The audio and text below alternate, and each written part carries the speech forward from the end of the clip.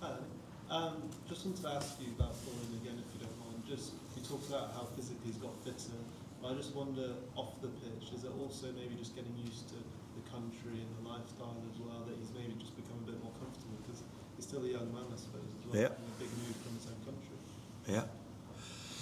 Yeah, he's the only one who could answer that question. I can only answer from my experience, being an old man, or at least much older than him, and the first few months in a different country, because it was also my first experience going abroad, is different.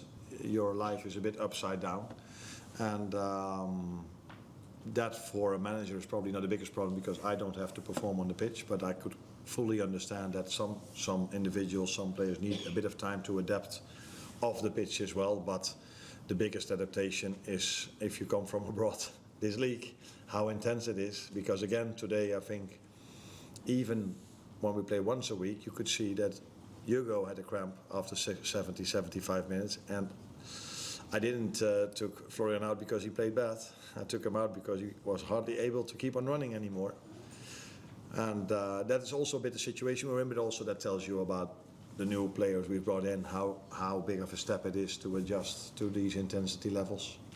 Can I also ask about Curtis Jones? Fourth game in a row he's played 90 minutes.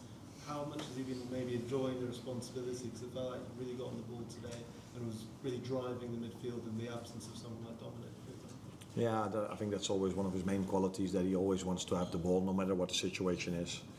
That is 99 out of 100 times very positive. Sometimes it's also smarter maybe to stay away from the ball or not bring yourself in a difficult situation. But even if it's a really difficult situation, he had one in the corner. He was able to bring himself out of the situation and play the ball to Ryan. So I think the first and most positive thing for him is that he's able to stay fit for 4 or 5 games in a row now. And he's played indeed 90 minutes every single time. That might have to do a bit with his performance. But if you look at our bench, you didn't saw any player that is a midfielder that has played more than 10 minutes in the Premier League so far. So that's why I'm so pleased with our current results, because if we would have dropped points, people would have probably talked about the fact how many players we miss. But we don't drop points, so that's why no one is talking about the players we miss. Maybe because they only talk about how much we spent. Mike? The goals that Liverpool conceding, are they changing games too much now? I mean, you were really on edge the last 10 minutes at Tottenham. Again, after Wolves scored today, it seemed to take the flow and rhythm out of an awful lot of your play, and you're kind of hanging on in matches that you shouldn't need to. Yeah. I can only agree with you. So it tells you how important goals are in a low-scoring sport, because that's what football is.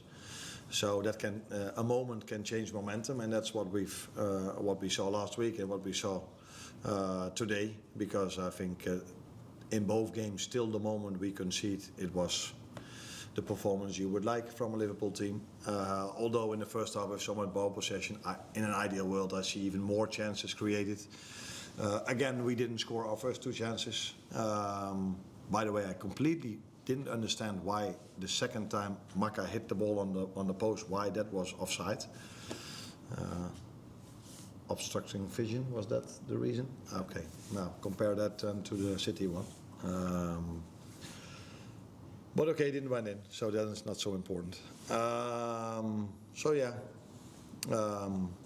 Goals have a massive impact on the momentum of a game, and that's what's been shown in the last two games of ours, for sure.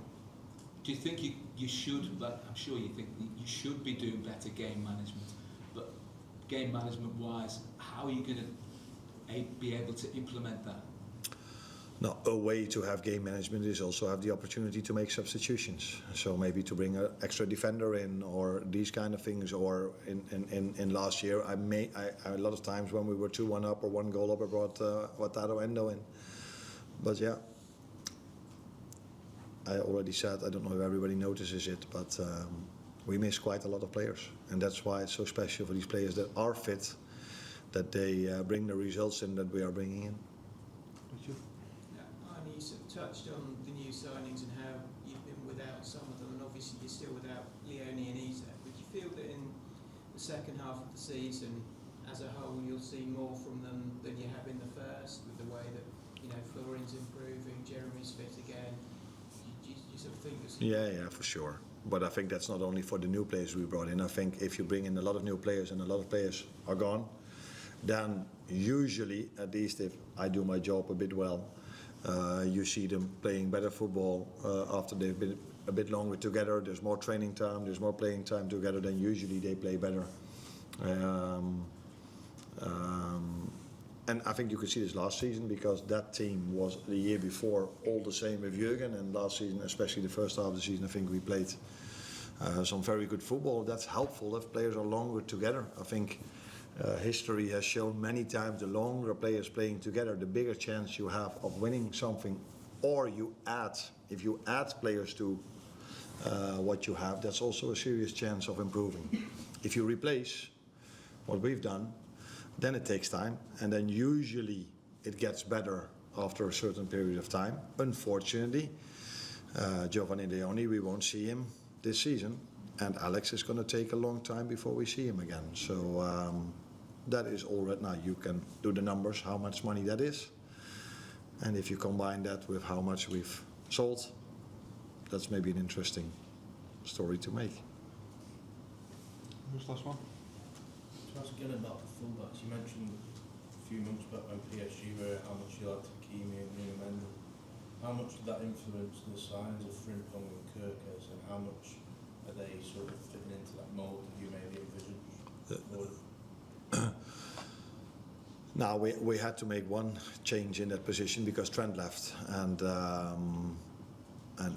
that was not ideal for me, because I think Trent has been so important for this club and was very important for me last season. So when we looked at the options in the market, Jeremy was one of the first we noticed, because he has that pace you were just talking about, similar to Connor, similar to Milos and Robo as well. So that pace is one thing going forward, but you also need that pace if you face, for example, the forwards of Paris Saint-Germain, but I can come up with many teams also here in the Premier League who have very, very, very, very fast wingers.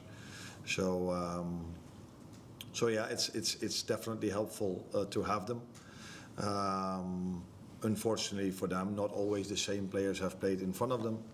So they're still work in progress, especially because too many times not all of them have been available, and too many times we had to change because of load management, because players weren't able, players were injured. But bit by bit, we see players and teams improving as well, and the team improving. Sorry, very last one.